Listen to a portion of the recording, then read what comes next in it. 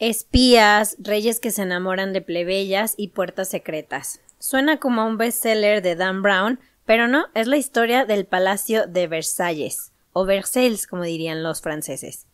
Aunque hay muchas cosas de qué hablar sobre este lugar, como de la arquitectura, las fiestas, la higiene, en este episodio claramente nos vamos a enfocar en la moda, que es un tema que nos da mucha tela para cortar.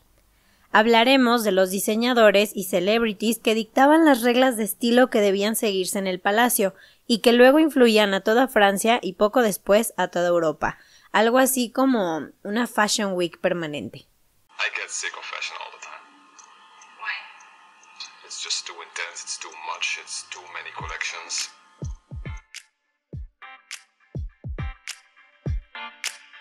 Historia y moda es un recorrido por la historia de nuestra cultura, el arte, la economía, la política y los roles de género, teniendo la moda como hilo conductor. Este es un viaje para los curiosos, los apasionados, los detractores y todos los que quieran conocer el origen de los grandes sucesos y las pequeñas cosas que han tejido nuestra sociedad. Somos Diana y Ceci y te acompañaremos en este apasionante viaje. ¡Bienvenido! ¡Comenzamos! Hola a todas y todos, Ceci ya está de regreso acompañándonos en nuestro episodio número 12. Bienvenida, Ceci. Gracias, ya extrañaba estar por estos rumbos.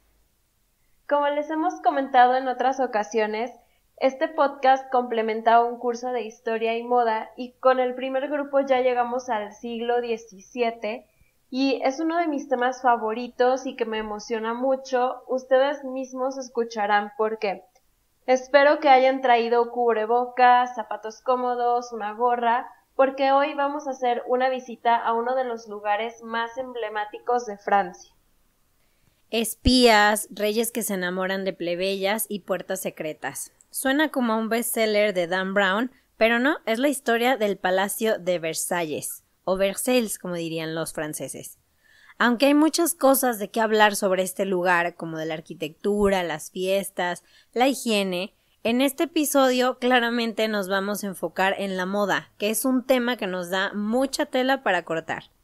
Hablaremos de los diseñadores y celebrities que dictaban las reglas de estilo que debían seguirse en el palacio y que luego influían a toda Francia y poco después a toda Europa. Algo así como una Fashion Week permanente.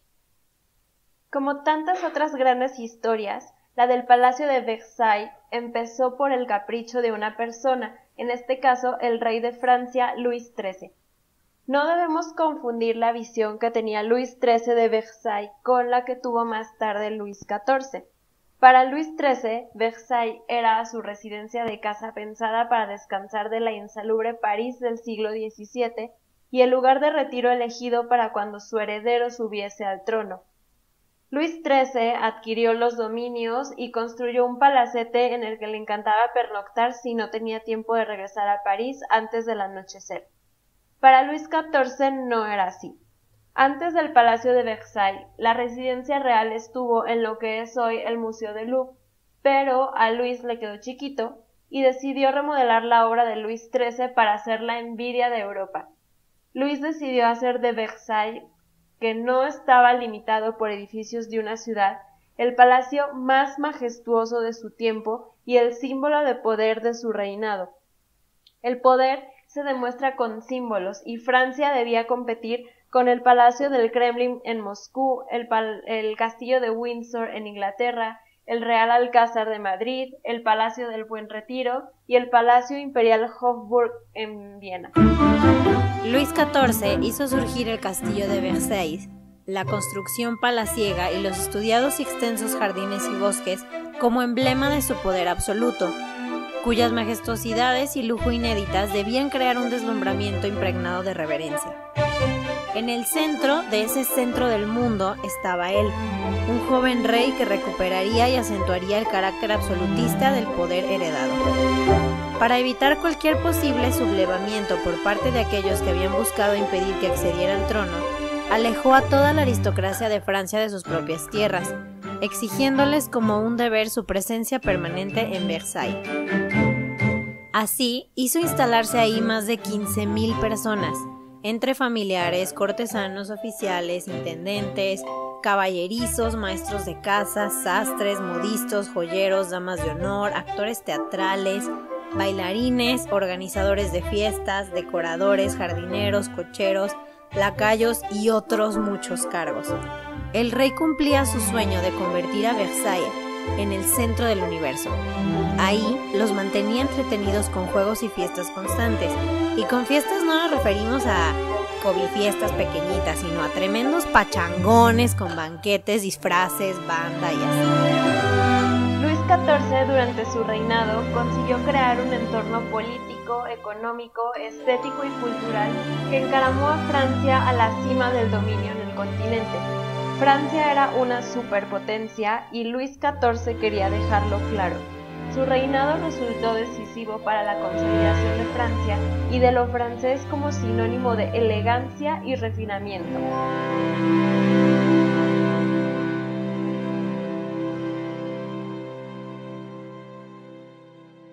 Luis, que vestía con colores que simbolizan el sol, adoptó la moda del rincraft o falda pantalón con una parte fruncida y volteada de encaje. Los jubones, que eran una especie de sacos, se redujeron hasta convertirse en mínimos petos que apenas contenían los pliegues de las camisas. Los empeines de los altos zapatos de tacón y las bastillas de los rincraft se decoran con listones. En cierto punto, el uso de los tacones rojos se hace exclusivo solo del rey y los que él quería. Él tenía el pelo chino y todos los demás se lo enchinaban, y luego se usaron pelucas. Una estética acorde entre el vestuario teatral y el vestuario de corte fue preservada en los espectáculos en la corte de Luis XIV y eventualmente en la ópera. Luis, por supuesto, había hecho el rol del Rey Sol él mismo, y algunos de sus nobles habían también aparecido en el escenario como personajes mitológicos, y fue obviamente muy apropiado ese traje de escenario cortesano para ser usado en los bailes formales de un monarca absoluto y sus cortesanos. También era apropiado para la corte de Luis que el vestuario fuera diseñado según un plan rígido formal, con variaciones otorgadas únicamente por la decoración de la superficie, los tocados y los accesorios de mano. De hecho, este esquema permaneció por 2 siglos. Esencialmente, un vestuario teatral es una expansión del mismo artista, mientras que un vestuario dramático lo transforma por completo en un personaje. El vestuario dramático puede consistir en una simple bufanda, un sombrero o quizá algunos parches de maquillaje.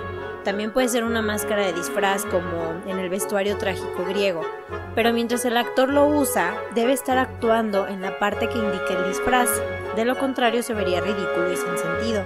En contraste, el vestuario teatral no transforma al actor en su personaje, sino más bien lo amplifica y lo muestra como algo más sin eliminarlo, o podría también simplemente embellecerlo y darle atención visual y no tener un significado simbólico.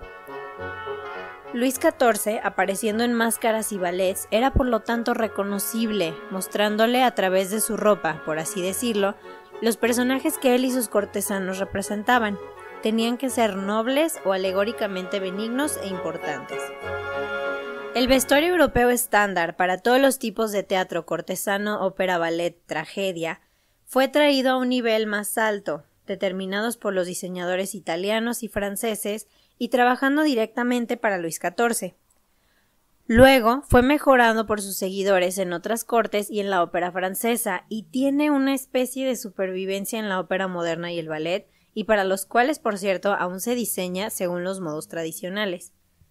Muchos hermosos trajes se hicieron en la corte para las representaciones de Luis XIV a mediados del siglo XVII, pero solo fue a finales de este en el que se alcanzó la perfecta estilización por Jean-Gy Vergne. Él fue un artista decorativo de primera clase con un increíble don para la invención visual dentro de límites extremadamente estrechos, y no solo hizo vestuarios sino también decoración de interiores, decoración de festivales y escenografía. Vergne hizo retratos reales o frescos heroicos o retablos dramáticos. Tampoco diseñó edificios y jardines con paisajes, pero Su arte fue tan importante para la vida visual de la corte de Luis XIV como lo fueron Le Brun y Le Vau. A partir de la segunda mitad del siglo XVII, la lengua francesa se convirtió en el idioma de las clases privilegiadas, la gastronomía gala se expandió por los salones europeos y la moda siguió los designios de la corte francesa. Se vestía a la francesa, se escuchaba música francesa como a Lully, y se representaban tragedias francesas, Corneille, Rassan, Molière. El poder llevar determinados atuendos denotaba prestigio, según relata Voltaire en El siglo de Luis XIV. Para distinguir a sus principales cortesanos, inventó casacas azules bordadas de oro y plata.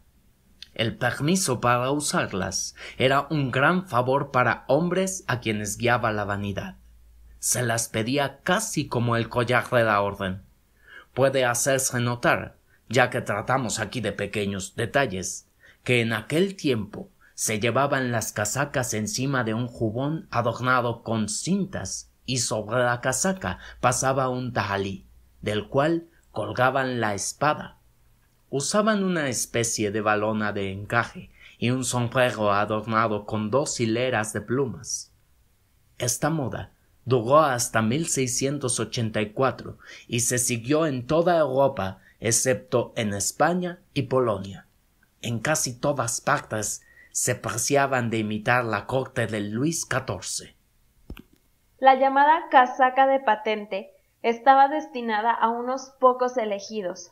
Unos 60 caballeros gozaban de este inmenso privilegio que les daba la posibilidad de poder acompañar al rey sin ninguna otra autorización especial.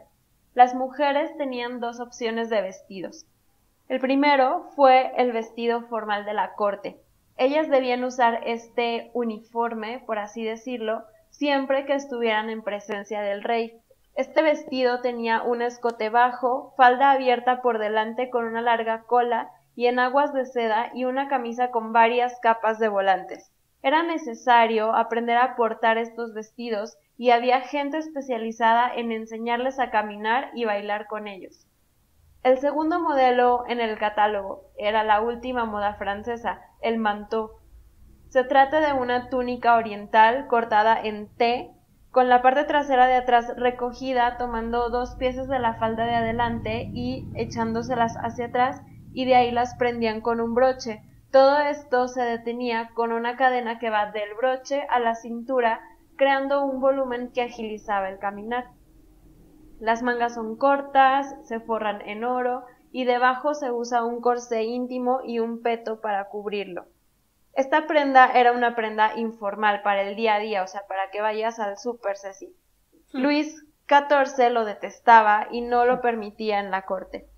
En este primer momento, el uso de listones y canón, que eran encajes en las rodillas, es excesivo y propio del espíritu abigarrado del barroco. Esta vestimenta de corte se quedará hasta la muerte de María Antonieta en 1793. Disculpen por el spoiler. Luis XIV le otorgó un carácter institucional al culto de la apariencia. Las cortesanas debían conocer las normas invariables de etiqueta que él mismo y sus amantes determinaban. Quien las ignoraba se exponía al ridículo. La moda se hacía así herramienta de poder. Llevada por el rey a un nivel exorbitante, la nobleza se encontró viviendo por encima de sus posibilidades, en un círculo dorado y hermético, en deuda y dependiente de la benevolencia real. Muy ad hoc, muy similar a la vida real. Todo esto no impidió que el culto del lujo patente se extendiera como signo de distinción a París. Esto influía, además del atuendo, a la casa, la mesa y los placeres. En una de sus cartas, Madame de Sévigné describía un traje de ceremonia de Madame de Montespan, amante real, con su acostumbrada ironía.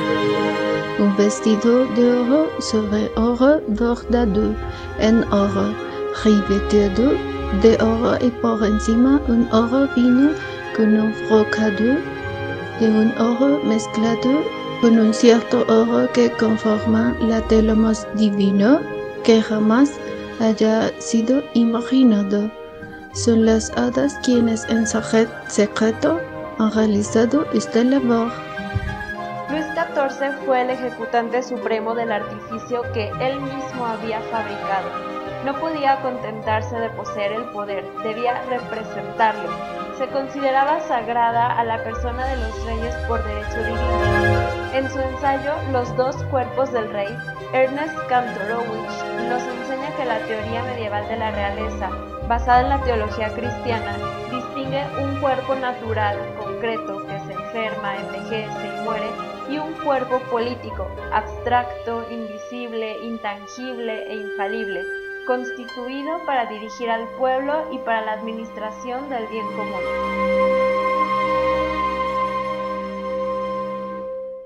Dado que el cuerpo mortal es simbólico del cuerpo político, se le confieren atributos de esa naturaleza esencial.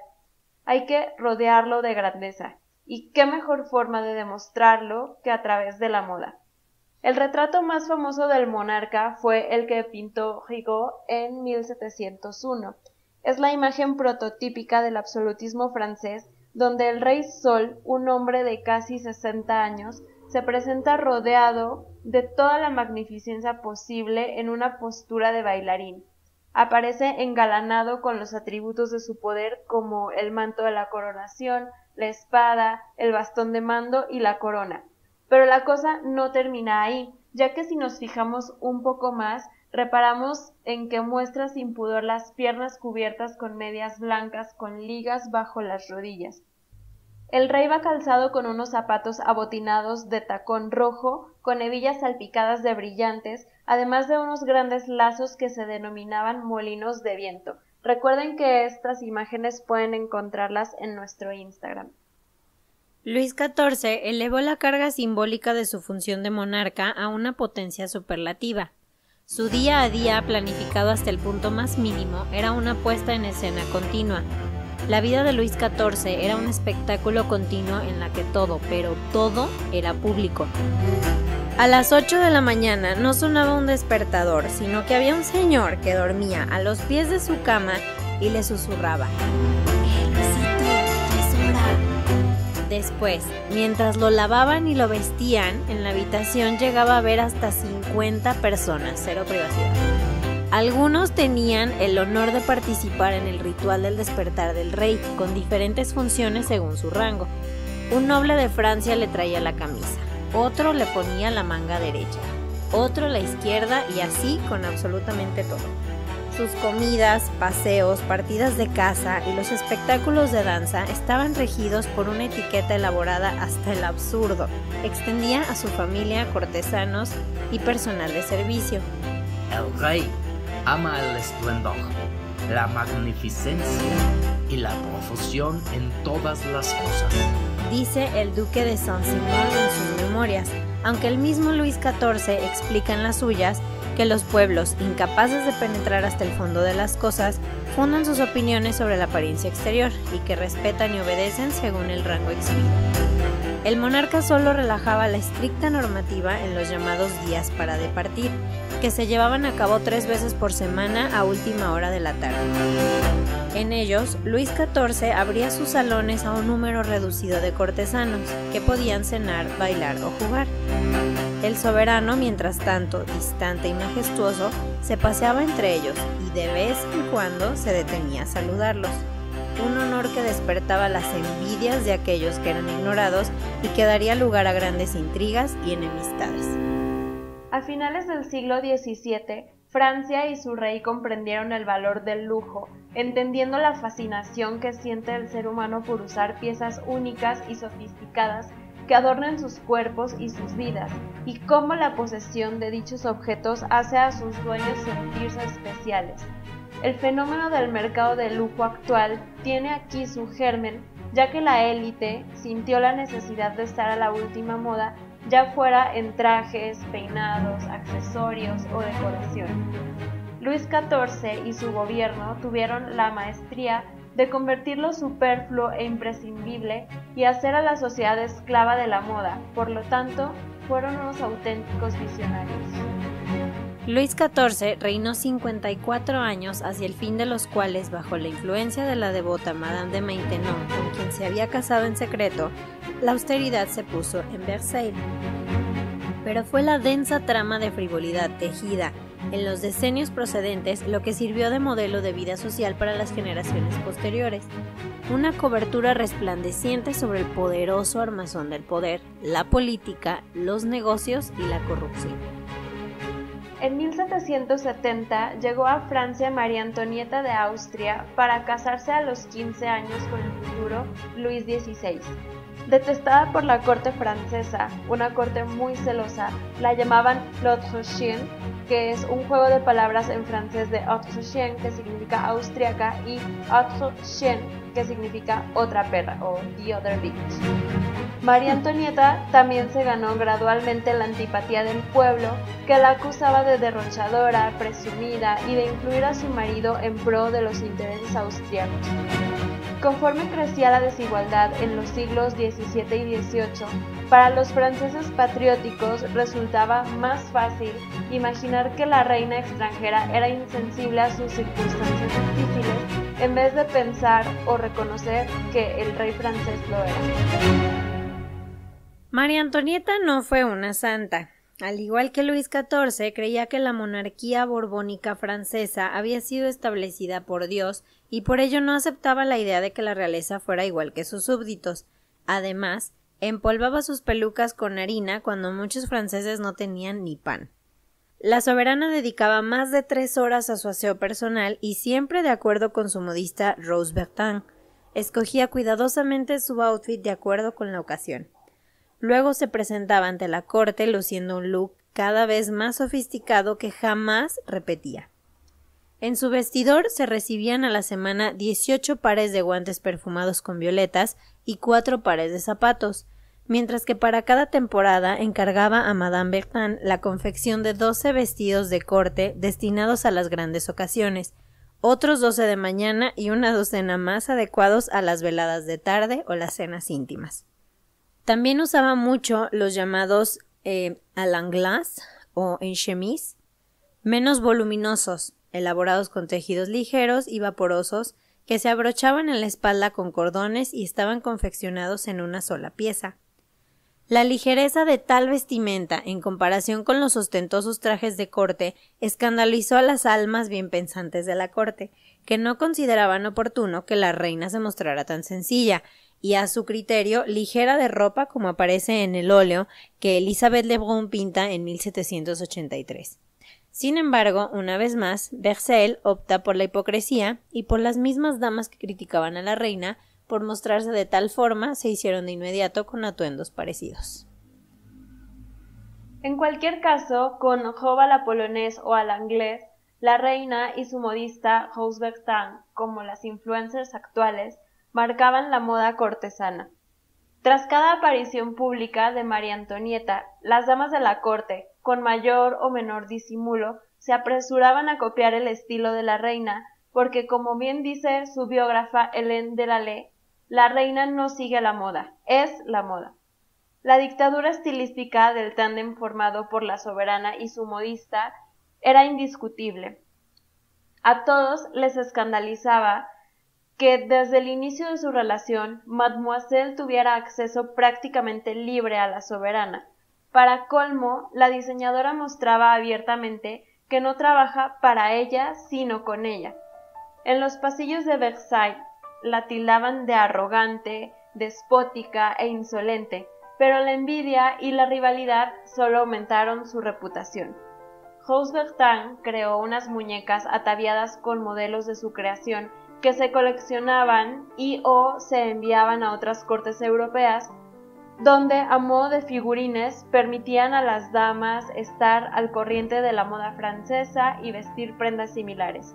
Eso sí, siempre se enviaban al menos unas semanas después de que la reina luciera el modelo original, puesto que solo ella podía estrenar las creaciones de Madame Bertin. Buena parte del presupuesto se iba en elaboradas pelucas que le confeccionaba su peluquero, Monsieur Léonard Alexis Sautier. Algunas de estas pelucas llegaban a alcanzar el metro de altura y se adornaban con múltiples plumas, lazos, piedras preciosas e incluso miniaturas. Las plumas se convirtieron en una auténtica obsesión para la reina, que prohibió que las damas de la corte llevaran más plumas que ella. Estos peinados postizos tan estrambóticos llamados coiffure au sentiment tenían un significado especial para su portadora, lo que implicaba que podían llegar a adornarse disparates como una jaula con un pájaro o un barco. Ceci, ¿tú qué te pondrías en la cabeza si vivieras en Versailles? Probablemente como ellas algo muy llamativo, pero con mi estatura sinceramente algo no muy alto, pero sí algo que llamara la atención. Muy bien. Yo me pondría según la temporada del año, o sea, una calabaza en Halloween, un árbol de Navidad, algo así. Claro, muy festivo, claro. A favor de la reina, hay que decir que tanto lujo y ostentación no eran patrimonio exclusivo suyo. En primer lugar, porque con su carísima indumentaria, María Antonieta pretendía refrendar el papel institucional de la corona, marcando distancias con la aristocracia. En segundo lugar, porque vivía de espaldas a la realidad social que la rodeaba. Lo hacía en un Versailles que era el paradigma de la superficialidad, un hermoso artificio tras el que se escondían intrigas políticas y vicios privados. La corte vivía atrincherada tras los muros y fastos palaciegos en un intento suicida de ignorar la evolución de los tiempos. Sedas, terciopelos y damascos competían en los salones con vistosas joyas de valor incalculable, diseñando una hermosa escenografía que se empezaba a carcomer. Con el paso de los años, las críticas hacia ella fueron en aumento. En apenas 2 años se reestructuró el sistema político y legislativo y surgió una nueva Francia. El reconocimiento de la libertad de prensa derribó todas las barreras que protegían el buen nombre de la soberana y cobraron fuerza las denuncias por su afición al lujo y sus enormes dispendios en ropa y alhajas. Ya en proceso de desatarse la Revolución Francesa, se difundió una frase que supuestamente pronunció María Antonieta. Todo mundo conoce esta frase. Se cuenta que, cuando la gente del pueblo, a falta de harina y trigo para preparar pan, fue a Versailles a encararse con ella, ésta respondió altaneramente con la frase Qu'il mange de la brioche. que coman pasteles. Este supuesto hecho causó un gran enojo en el pueblo y contribuyó a que aumentara el odio que éste sentía hacia la reina. Hay muchas versiones que señalan por qué razón María Antonieta dijo. Sin embargo, el filósofo contemporáneo suizo Jean-Jacques Rousseau confirmó que la frase no fue dicha por ella, sino por otra reina anterior, María Teresa de Austria, esposa de Luis XIV. La frase original es: S'il y a un coupon, donnez-leur la crotte au lieu du pâté. Si no tienen pan, que les den el hojaldre en lugar del paté. En 1792, la monarquía fue abolida y la familia real encarcelada en la Torre del Temple. Tras la proclamación de la República, María Antonieta, y tras soportar un simulacro de juicio, Spoiler alert, fue condenada por traición y guillotinada el 16 de octubre de 1793, tan solo 9 meses después de la ejecución de su marido, Luis XVI.